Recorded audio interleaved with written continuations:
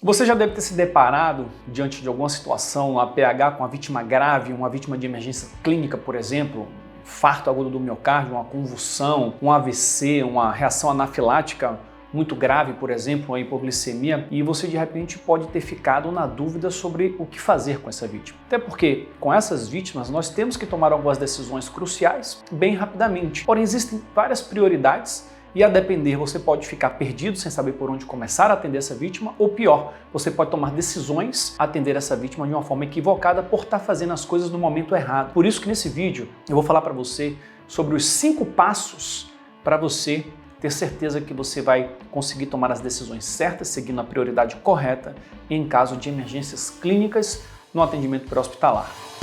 Positivo, QSL.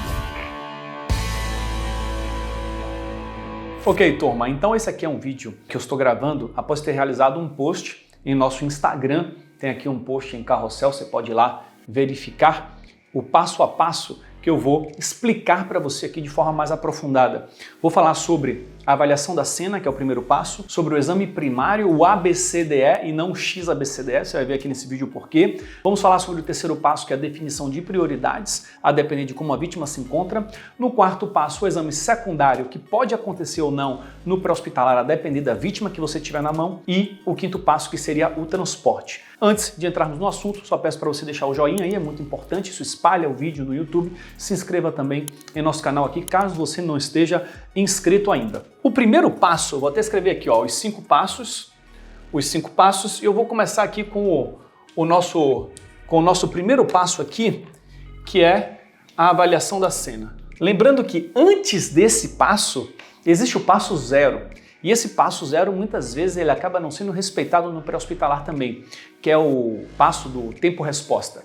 E parte do tempo-resposta é da sua responsabilidade. Está de prontidão na base, com o macacão pronto, com as botas e o deslocamento com brevidade, respeitando as leis de trânsito, até o local da ocorrência. Quando você chega no local da ocorrência, você precisa primeiro, antes de avaliar o paciente, você precisa primeiro avaliar a cena. Isso é importantíssimo.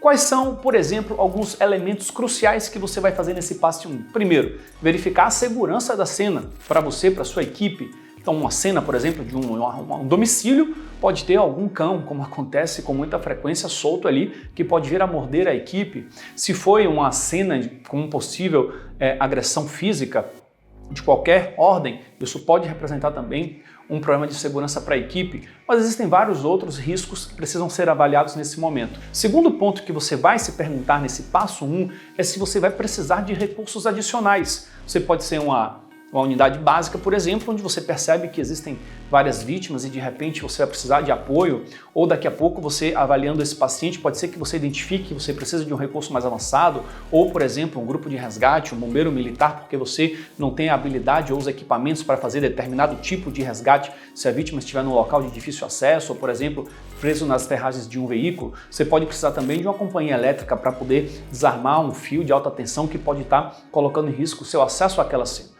Portanto, isso é mais um ponto crucial se perguntar se você precisa de recursos adicionais. Terceiro, você precisa saber quantos pacientes tem na cena. Por isso que é importante fazer uma avaliação em 360 graus daquela cena. Quando você está chegando com a ambulância, você já está pelo para-brisa avaliando toda a situação. Quando você desce da sua ambulância, você tem que saber tudo o que está acontecendo naquele local. Geralmente, em situações de trauma, pode ser mais frequente ter múltiplas vítimas envolvidas. Mas em uma situação de emergência clínica, eventualmente, quando você está chegando, pode ser que isso aconteça também. Portanto, se pergunte quantos pacientes tem na cena. Se tem um paciente em uma equipe, tudo bem, você vai poder focar naquele paciente. Se tem mais de um paciente, você vai precisar inicialmente fazer uma triagem para saber qual daquele paciente vai ser atendido primeiro e qual pode aguardar um eventual recurso. Ou, eventualmente, em caso de múltiplas vítimas graves e não tendo tempo de esperar um recurso chegar, eventualmente é até possível transportar mais de um paciente na sua ambulância, a depender da situação. No final da avaliação da cena, você vai ter então uma impressão geral do seu paciente. Você já consegue observá-lo à distância, saber se aquele paciente está agitado, se ele está tranquilo, se ele está consciente, inconsciente ou semiconsciente, se ele está em decúbito ventral, em decúbito dorsal, se ele está chorando, se aparentemente ele está com dor. Ou seja, apenas essa impressão geral que você tem no início já pode lhe trazer informações importantes para você definir como você vai abordar o paciente. Portanto, o primeiro passo, não esqueça, a avaliação da cena com todos esses itens que nós mencionamos anteriormente.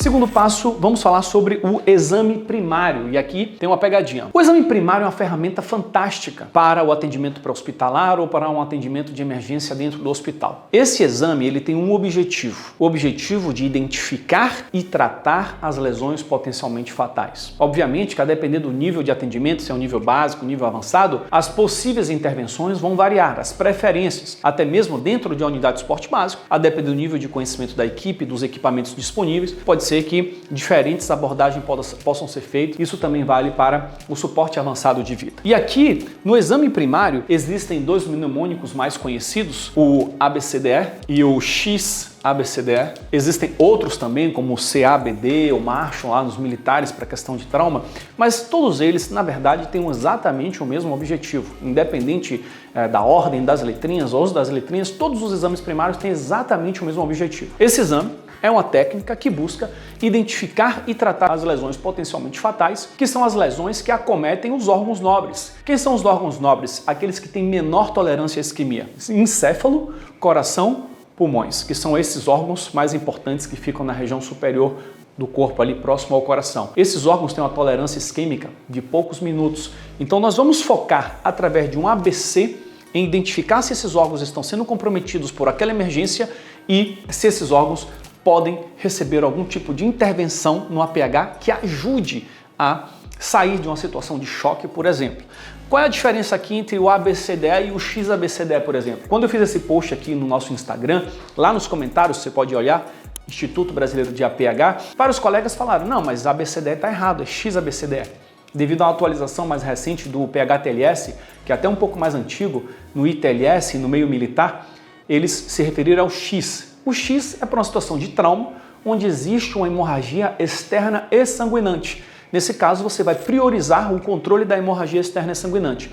Por se tratar de uma emergência clínica, não existem hemorragias externas e sanguinantes. Podem até existir hemorragias internas importantes, como uma hemorragia digestiva alta, por exemplo, mas nesse caso, você não tem como controlar essa hemorragia no atendimento pré-hospitalar. Essa é uma das situações que nós vamos ter que chegar com brevidade no intra-hospitalar para que algum procedimento mais invasivo seja realizado. Portanto, para as emergências clínicas, nós vamos ver o ABCDE, que é garantir uma perviedade das vias aéreas na letra A, seja através de uma manobra manual, de uma aspiração, de algum dispositivo como uma cânula orofaringe, uma cânula de Guedel, uma cânula de Berman ou algum outro dispositivo que até mais avançado, uma via aérea supraglótica, enfim, até mesmo uma via aérea avançada, tubo endotraqueal, para garantir a perviedade da via aérea e, se necessário também, nos pacientes mais graves é importante fazer a oxigenoterapia inicial com a máscara não renalante, por exemplo, para garantir um bom aporte de O2, se tratando de um doente aparentemente grave,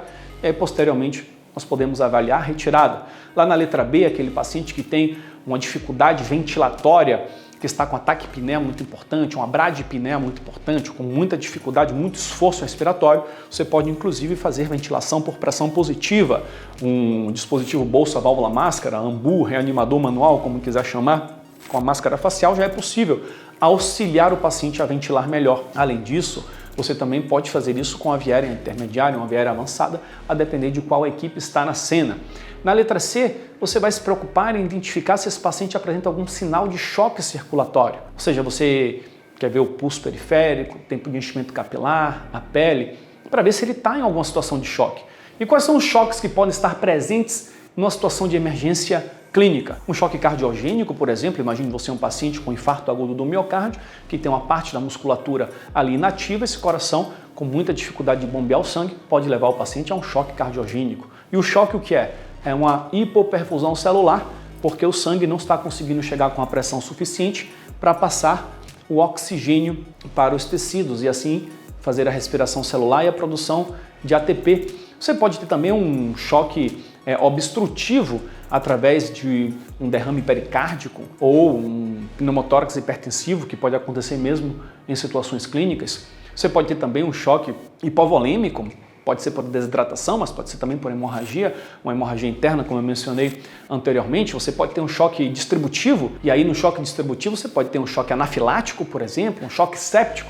Então, nas emergências clínicas nós podemos ter diversos tipos de choque que nós vamos identificar lá na letra C. Se na letra C você percebe que esse paciente está numa situação de choque, é um paciente muito grave, é um paciente crítico que está hemodinamicamente instável. Algumas medidas eu já posso adotar naquele momento, a depender do meu nível de atuação, e eu tenho que transportar rapidamente esse paciente para o hospital. Então, por exemplo, o que é que um suporte básico de vida consegue fazer aqui?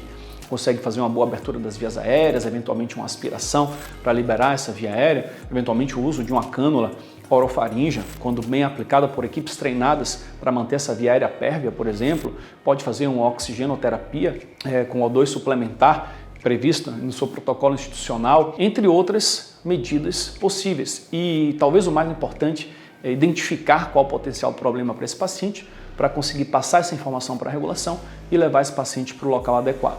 Portanto, esse é o segundo passo, que eu passei um tempo maior aqui explanando, que seria o passo do exame primário, onde nós vamos buscar identificar e tratar as lesões potencialmente fatais. Ah, Léo, você esqueceu de falar ali da letra D e da letra E. A letra D e letra E também são muito importantes, claro, onde na letra D nós vamos poder identificar se esse paciente está com algum tipo de alteração do nível de consciência. Você pode estar utilizando aqui a escala VDI, por exemplo, que ela é muito mais qualitativa do que quantitativa, e existe a escala de Glasgow. Eu, particularmente, não acho que a escala de Glasgow completa seja tão útil, na maioria das vezes, dentro do exame primário, tanto que alguns protocolos de emergências clínicas, como por exemplo aqui o próprio livro do AMLS, ele traz a escala VDI, inclusive alguns protocolos de trauma também, como o ITLS, prefere a escala VDI, onde nós vamos ver simplesmente se o paciente está alerta, se ele responde ao estímulo verbal, ao estímulo tátil, ao estímulo doloroso, ou se esse paciente está simplesmente inconsciente. Eu consigo fazer uma qualificação rápida do nível de consciência desse paciente para poder observar se esse paciente está evoluindo favoravelmente, desfavoravelmente. Eventualmente um paciente inconsciente pode ser que ele precise ali de uma intervenção para a proteção das vias aéreas, seja através de uma lateralização, seja através de uma via aérea avançada. Então, esse exame também vai nos dar algumas informações importantes. E na letra E, a exposição, prevenção de hipotermia, tudo aquilo que nós já ouvimos falar bastante. Então, esse é o segundo passo da nossa sistematização, onde nós temos que fazer ali o exame primário.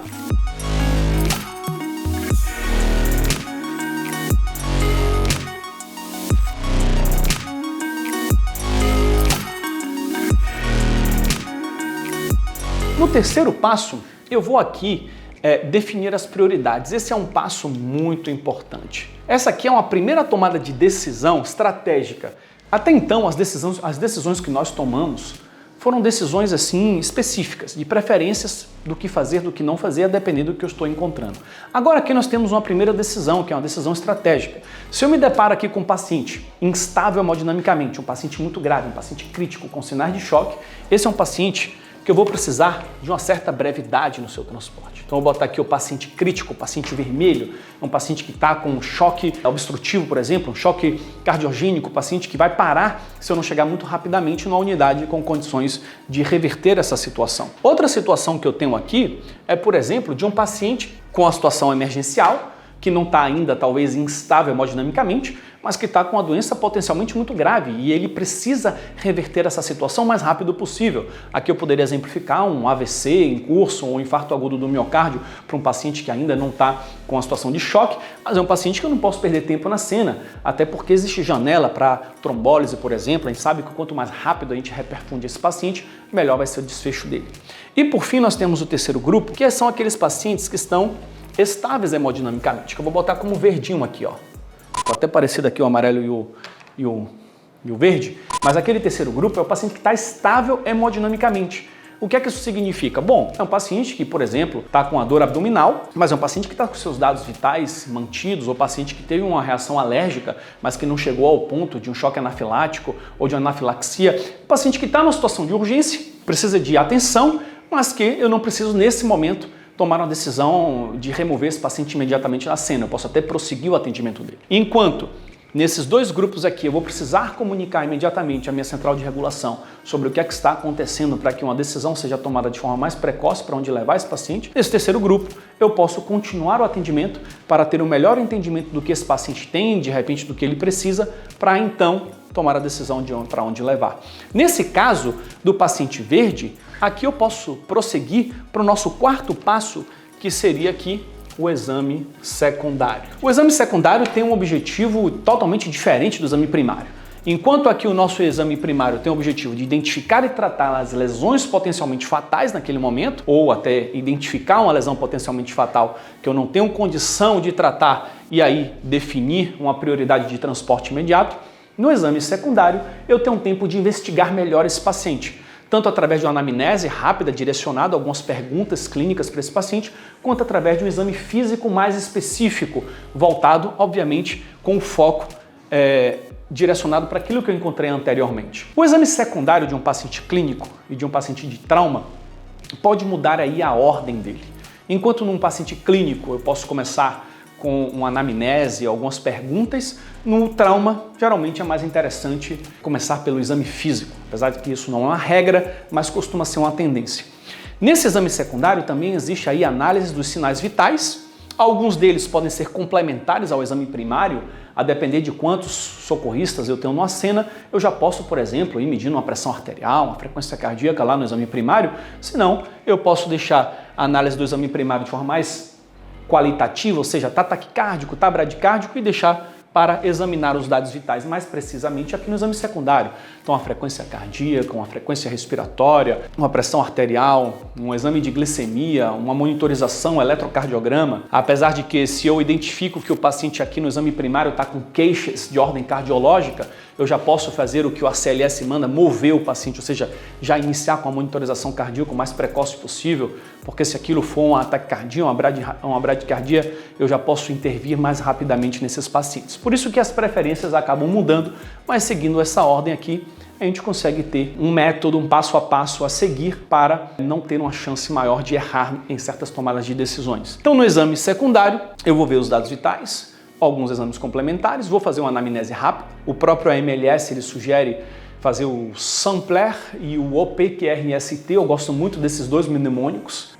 Eu gosto de começar inclusive pelo OPQRST, quando existe uma queixa de dor. O OPQRST ele é muito interessante para qualificar melhor essa dor, apesar que ele pode ser utilizado também em outros tipos de sintomas. Mas, por exemplo, olha uma dor, ele vai perguntar o início, há quanto tempo você sente essa dor? Essa é uma dor crônica, é uma dor aguda?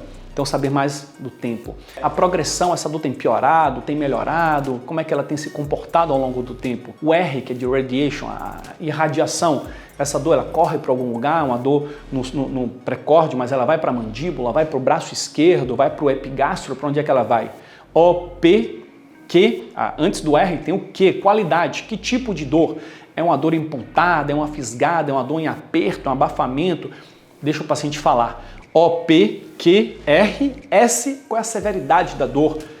A nota que você dá de 1 a 10, 1 é ausência de dor ou dor muito leve, 10 a pior dor que você pode imaginar na vida, e aí você vai associar a nota que o paciente vai dar dor àquilo que você está vendo da expressão facial dele também. E T, que é o tempo, seria, até algumas pessoas confundem o início lá, do início da dor com o T. Então aqui a gente pode até rearrumar aqui minha explicação, vamos deixar o O para... Quando é que essa dor iniciou exatamente? Essa dor iniciou às 3 horas da tarde, essa dor iniciou há 2 horas, ou tive uma piora, tem 1 hora. E o T seria muito mais a questão temporal dessa dor. É uma dor que você sente há muitos anos, é uma dor que você já sentiu várias vezes e agora voltou, você já teve algum... Então é um tempo mais da história da dor, e o O inicial seria em relação a esse quadro agudo, como é que essa dor se comportou. Você vê que o OPQRST dá para a gente investigar bem a dor. Dá para você investigar também outros sinais e sintomas, apesar que algumas letrinhas não vão encaixar, como por exemplo náuseas, vômitos, tonturas, mal-estar, etc. Você pode investigar também, algumas letrinhas do OPQRST vão ajudar bastante. E aí depois você vai para o Sampler, sinais e sintomas associados, né? Alergia, os medicamentos que aquele paciente usa geralmente ou usou nesse quadro agudo, se o paciente tem algum histórico P de passado médico em relação a esse sintoma atual ou a outros que podem ser importantes, se o paciente ingeriu líquidos, alimentos, o que é que estava acontecendo no momento que começou isso, se ele ingeriu alguma coisa, se houve algum estresse, alguma coisa do tipo, e o R do Sampler, que seria os possíveis fatores de risco para o paciente em relação a essa doença. Com esses 2 mnemônicos é possível já contemplar várias das perguntas importantes que nós temos para fazer para um paciente crítico. E é claro que nesse momento aqui, paciente crítico, melhor dizendo, para um paciente de urgência, até porque numa situação de paciente crítico nós não estaríamos fazendo tantas perguntas porque nós não chegaríamos aqui no exame secundário.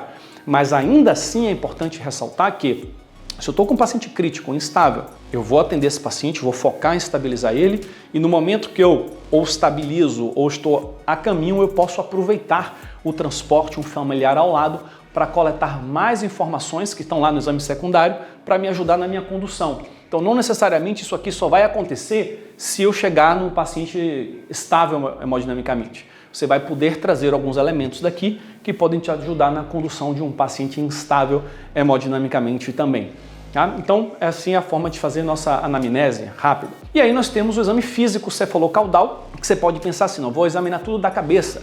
Couro cabeludo, pele, os olhos, nariz, boca, ouvido, pescoço anterior, posterior. Depois eu vou examinar o tórax desse paciente novamente, a parte respiratória, a parte cardíaca, a parte posterior, osso, pele, braço, axila. E aí eu vou descendo, parte abdominal, faço os testes que eu quero fazer aqui em busca de alguns sinais de dores abdominais, por exemplo, como o sinal de Giordano, por exemplo, paciente que pode estar aqui com a queixa em região topográfica aqui de flanco, compatível com rins, entre outros, sinal de Bloomberg, enfim.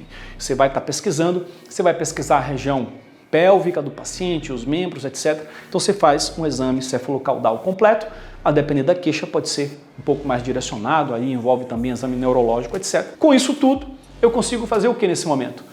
Eu consigo refinar o meu diagnóstico. Olha, aquilo que eu achei no exame primário que podia ser isso, um diagnóstico mais sindrômico, eventualmente eu já posso chegar numa suspeita diagnóstica mais aprofundada ou surgir alguma suspeita que eu não tinha anteriormente. Muitas vezes o diagnóstico definitivo, ele vai ser dado, por exemplo, no intra-hospitalar, após solicitar exames de imagem, exames de laboratório. Então no APH não precisa ter uma ansiedade por definir o diagnóstico específico daquele paciente. É importante termos suspeitas de diagnósticos sindrômicos e, eventualmente, de diagnósticos específicos para que a gente possa tomar algumas condutas terapêuticas iniciais e, principalmente, uma conduta em relação a quando transportar o paciente, que seria esse terceiro passo, e para onde transportar esse paciente, uma decisão que vai ser tomada ali junto com a regulação.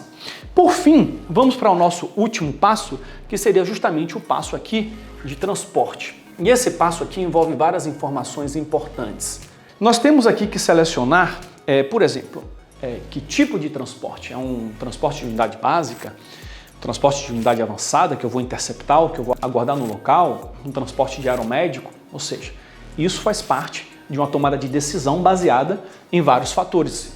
Um deles, o mais importante, no estado do paciente. Depois da topografia regional do sistema, como funciona. Lembrando que sempre nós temos que tomar a decisão que melhor contemple as necessidades do paciente. Paciente crítico para que ele chegue num cuidado definitivo o mais precocemente possível. Enfim, são vários fatores para a gente tomar essa decisão. Além disso, o transporte ele precisa ser seguro para todos. Tem que ser seguro para o paciente, então o paciente tem que estar bem preso, bem fixo na maca. A maca tem que estar fixa na ambulância, o paciente tem que estar com seus tirantes também presos. Todos os itens que nós colocamos na ambulância precisam estar bem fixos. Já pensou um ventilador, um monitor cair em cima do paciente durante uma curva? Seria uma iatrogenia, uma catástrofe. Quem está ali na ambulância, a equipe presa de cinto, algum acompanhante eventualmente, o condutor da ambulância, algum acompanhante que vá na frente, tem que estar todo mundo devidamente preso.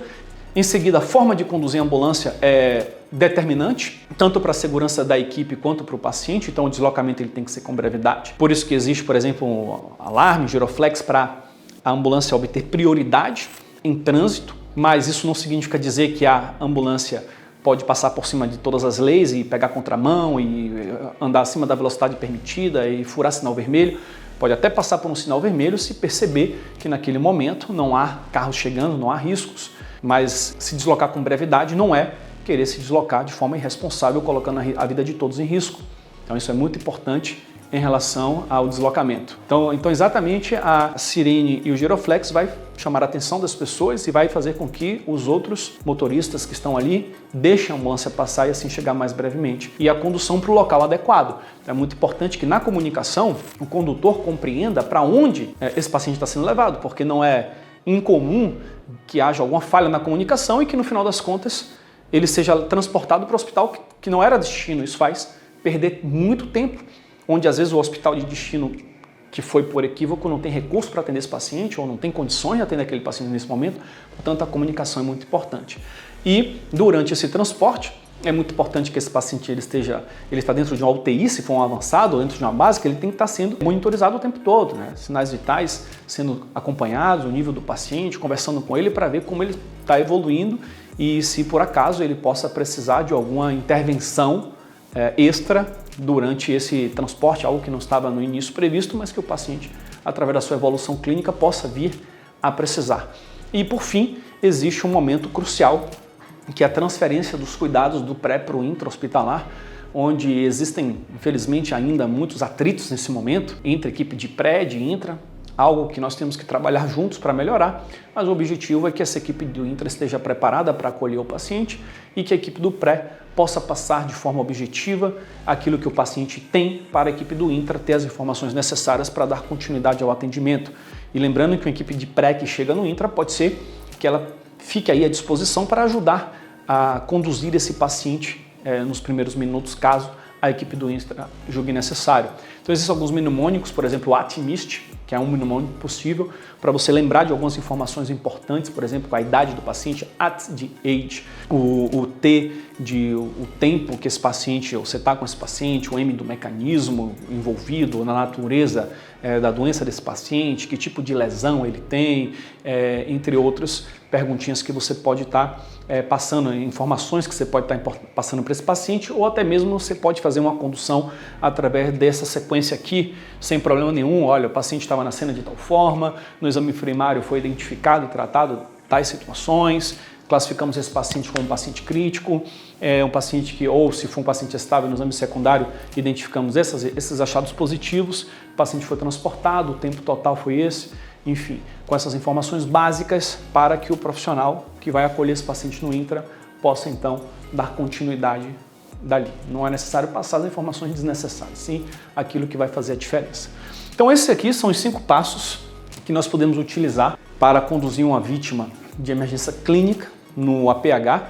Isso obviamente pode ser utilizado também para conduzir uma emergência traumática, apesar de que emergência traumática e emergência clínica, obviamente, algumas prioridades vão mudar, vão alterar, mas isso nós podemos considerar um passo a passo universal para o atendimento pré-hospitalar, ok? Avaliar a cena adequadamente, exame primário, identificar, tratar as lesões potencialmente fatais, definir a prioridade desse paciente de transporte, se é uma vítima crítica, se é uma emergência tempo dependente, se é um vítima estável, exame secundário nos pacientes que estão estáveis hemodinamicamente e a decisão de transporte e transferência de cuidado, ok? Então, qualquer dúvida que você tiver, alguma informação que você queira acrescentar, utilize aqui a caixa de comentários para você enriquecer mais esse vídeo. Deixa o joinha, é importante, isso aí ajuda o YouTube a espalhar isso para mais pessoas.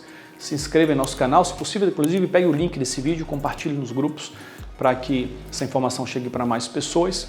E caso você queira, inclusive, aprofundar o seu estudo em emergências clínicas, eu te convido para participar do nosso workshop online gratuito Emergências Clínicas no APH Wake. O link está na descrição aqui do vídeo no YouTube. Caso você esteja vendo esse vídeo no Instagram, o link vai estar aqui na nossa bio, em nosso perfil. Você pode se inscrever e receber muito mais conteúdos mais aprofundados sobre como conduzir esses pacientes. Obrigado por ter acompanhado até aqui. Se você está até aqui, me diga nos comentários, Léo, cheguei até o final. Esse é um vídeo longo, um vídeo denso, pesado, que chega até o final, com certeza, poucas pessoas. Portanto, eu queria saber se você chegou, me diz aí nos comentários. Estamos juntos. Um grande abraço. Tchau, tchau.